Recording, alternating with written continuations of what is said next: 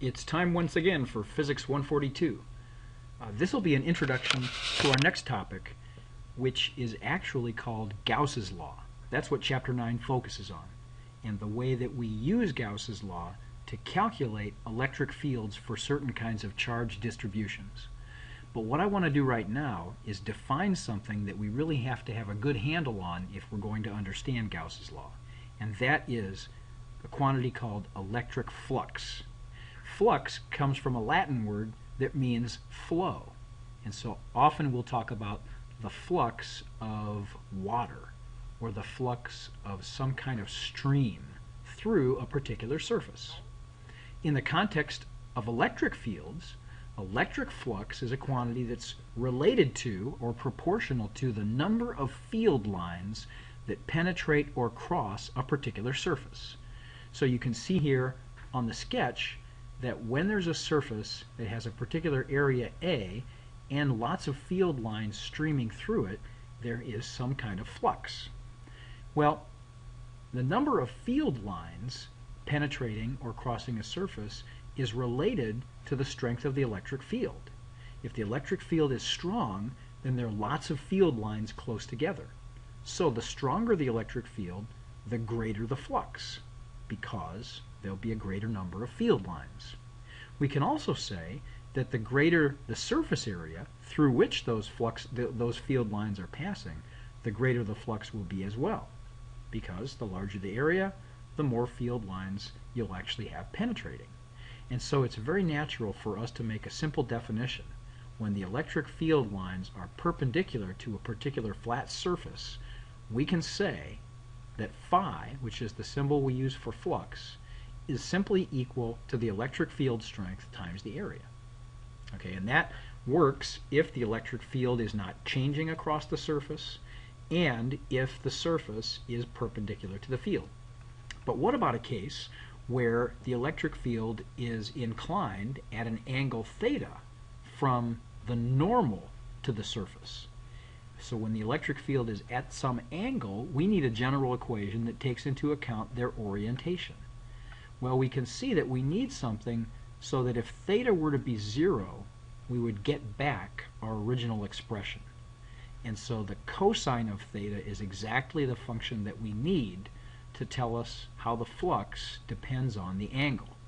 If theta were to be 0, then we would simply get back E times A, because cosine of 0 is 1.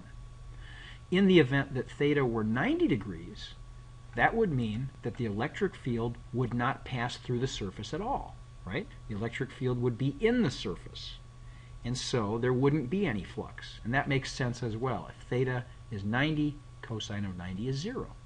So this general definition works very nicely.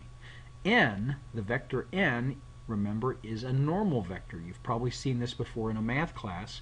When we're talking about the orientation of a surface, we don't use a vector that lies in the surface, because there's an infinite number of such vectors. We instead use a vector that's perpendicular to the surface, and that is called the surface normal vector. The sketch does not show it, but n should have a hat over the top of it, because this is a unit vector, a vector that has magnitude equal to 1. This definition that we have now for the general case where the electric field is at an angle theta from the normal, we can represent using the dot product, because the definition of the dot product is the product of the magnitudes of the two vectors times the cosine of the angle between them. And so this is a very compact way of writing down the electric flux. However, this expression still is kind of a special case, because it assumes the electric field is not changing either its direction or its magnitude over the surface in question. So we'll in a minute show how to generalize that definition for a case where the electric field is changing. Before we do that, though, let's just comment on the units of electric flux. Electric field is newtons per coulomb. Of course, the unit vector doesn't have any dimension. The area is meters squared. So flux is Newton meter squared per coulomb. There's no name for that. We just refer to it using newtons, meters, and coulombs. Okay, now what we'll see in just a moment when we do some examples is that electric flux is a scalar, right? The dot product, even though it involves two vectors, ends up giving us something that's just a scalar. It can, however, be plus or minus because it depends whether the dot product between the two vectors is positive or negative. And so we'll see how that works out. In the case of the sketches here, it doesn't seem to make much difference because E and N are separated by this angle theta, and why would N have any particular orientation to the left or to the right?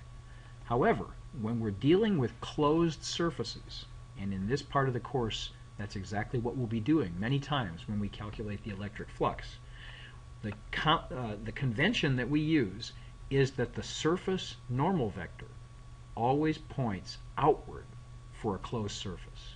So if we look at the different surfaces of this cube and we want to indicate what the surface normal vectors are, we always draw them pointing toward the outward direction. So this is a simple example that says there's a uniform electric field in a particular region of space. The field lines continue to the right, even though they're not shown here, and we want to find the net flux of electric field lines through the surfaces of the cube. So we want to find the flux through surface 1, 2, 3, 4, 5, and 6 and add them all up and see what we get. So let's just do that. Let's use the definition. Phi 1, which is the flux through the left-hand surface, is given by E dot N1 times the area A. And we're going to assume that each of the surfaces of the cube has an area A. Well, E is to the right, N1 is to the left. So the angle between them is 180, and right away we see here's an example where the flux can be negative. Because apparently, when field lines penetrate into a closed surface, that counts as a negative flux. We'll see in a moment that when they flow outward, that counts as a positive flux. Let's look at side 2. Side 2 is the front side, and so the N2 vector is actually coming out of the page toward us. That means that the E vector and the N2 vector are 90 degrees apart, and the cosine of 90 is 0. So there's no flux through side 2. And through side 3, that's the one opposite side 1. Side 3, N3 points to the right in the same direction as E. So the angle between them is 0, cosine of 0 is 1, and phi 3 is positive E times A. Let's finish off the rest of this because side 4, which is the back side of the cube, has an N4 that is actually perpendicular to E, 90 degrees again. So the cosine of 90 is 0, and it's pretty easy to see that sides 5 and 6, the top and bottom of the cube, give the same result. Once again, N and E are 90 degrees apart for both of those surfaces. So when we add up all of the fluxes, we get an interesting result. The net electric flux through this cube has a negative EA and a positive EA and 4 other terms that are 0. So the net result is 0.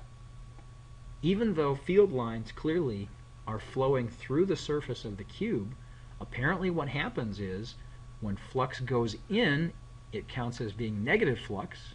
When flux flows out, it counts as being positive flux, and the same number of field lines that flow in also flow out, which means the sum total of all the fluxes is 0. So even though the electric field inside the box is not 0, the net electric flux through the surface of the box is 0. And that's connected with the idea, as we see here, that there's no charge inside the box. Why does that make a difference? Well, remember, field lines begin on positive charges and end on negative charges. And so if there was charge inside the box, some amount of net charge, then field lines would begin inside the box if there were positive charges, and they would flow outward. And those field lines would never come back. If, on the other hand, there was a negative charge inside the box, field lines would be flowing in toward it. But they would come in, but they would never leave. So the idea that the flux is 0 through a closed surface is related to how much charge is inside the surface. So this result is actually true for closed surfaces of any shape. We did a particularly simple case here because it made the calculation easy, but even if that cube were a sphere, the answer would still be the same. As long as there's no net charge inside a closed surface, the flux of electric field lines through the surface is 0. Well, now, as I mentioned a few minutes ago, this equation that tells us how to calculate phi for a particular surface can only be used when the electric field is constant over the surface that has area A. Let's consider a case where it's not constant, because we will see lots of these in practice where electric fields depend on distance. Just think of a point charge. The magnitude of the electric field depends on the distance away from the point charge. So if we have a surface and different points on the surface are different distances away from the point charge, then the electric field strength will be different. So we have to be able to calculate the flux for cases like that. So here's the procedure. We take the surface and we divide it up into small area elements, and those area elements have area dA. Remember, A is not a variable in the sense that dA is like a derivative. No, dA simply means a small amount of area, and so that's why we call it dA. We divide the surface into those elements. Then we assume that E is a constant over that small area element. Of course, if the area element is infinitesimally small, then the electric field can't vary. It has to be the same. And then we find the element of flux through that small surface area dA.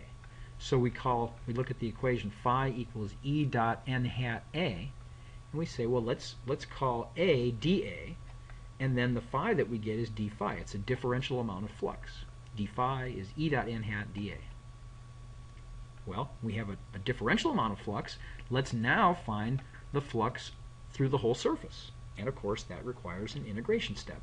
So we integrate over the surface the quantity E dot n hat dA. And in many cases, this will turn out to be a relatively easy calculation to do, depending on the symmetry of the problem. So we don't have to worry about directions because phi doesn't have a direction up or down or left or right. Remember, it's a scalar quantity, but it can be positive or negative, depending on whether the flux is outward through a closed surface or inward. Okay, let's consider a special case, a point charge. Let's find out what the electric flux is through a spherical surface that's centered on a point charge Q. And this surface, the sphere, has a radius r. So what we do is carve up the surface of the sphere into little area elements, dA. We draw in a unit vector, n hat, that's normal to that, and of course we draw in the electric field lines. So the electric flux through this small area element dA is d phi equals E dot n hat dA. Now we simplify this for the case of a sphere because no matter where we go on the sphere, the n hat vector and the E vector are radially outward. So they pass along a direction that's on a line that goes through the center of the sphere. And so if two vectors are parallel, their dot product is just equal to the products of their magnitudes. So the magnitude of E vector is E, the magnitude of n hat is 1. So E dot n hat is just E. And that allows us to write d phi equals E dA. Well, we know the electric field of a point charge. We know that E is kq over r squared. So d phi kq over r squared dA. Now all that's left is to integrate over the entire surface of the sphere. So we integrate kq over r squared dA. How do we evaluate that? Well, we always want to pull anything outside the integral that's a constant. K is the Coulomb constant, Q is the point charge, and here the distance r is the same no matter where we are on the sphere, because spheres have a constant radius. So K, Q, and R can come outside the integral, and what's left is this integral. We put a loop on the integral to remind us that this is a surface integral and that the surface that we're doing the integral over is a closed surface. A sphere has an inside and an outside, which makes it a closed surface. So all that's left is the integral of dA over the surface. What does that mean? dA is a small piece of area, and so we're trying to add up all of those pieces of area over the surface, and that's nothing more than the total surface area of the sphere. So we know that the surface area of a sphere is 4 pi r squared, so we plug that in, and we get the result 4 pi k times q. Now physicists at some point decided that even though K, this Coulomb constant, has a particular numerical value, that we want to express it in terms of a different fundamental constant. And that's because this factor 4 pi is kind of clumsy to have in these equations. So let's define K to be 1 over 4 pi times another constant, epsilon 0. And that's called the permittivity of free space.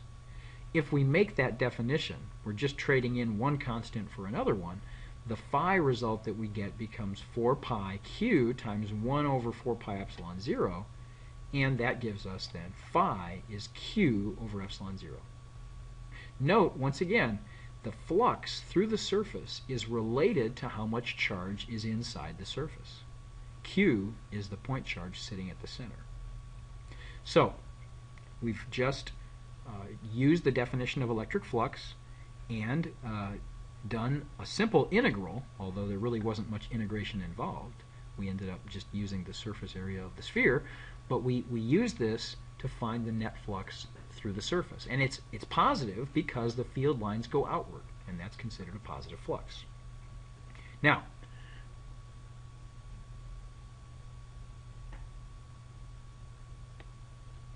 one of the things about this result that's kind of interesting, if we just go back to the result we've calculated, is let's imagine that I took this sphere and displaced it a little bit so that the point charge is not exactly at the center anymore.